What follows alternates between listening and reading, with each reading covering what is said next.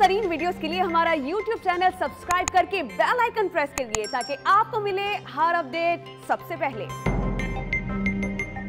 कराची के इलाके इब्राहिम हैदरी में दहशतगर्दी का बड़ा मंसूबा नाकाम बना दिया गया। पुलिस ने कार्रवाई के दौरान कल अदम तहरीक तालिबान पाकिस्तान के 2 मुबैना दहशतगर्दों को गिरफ्तार कर लिया है।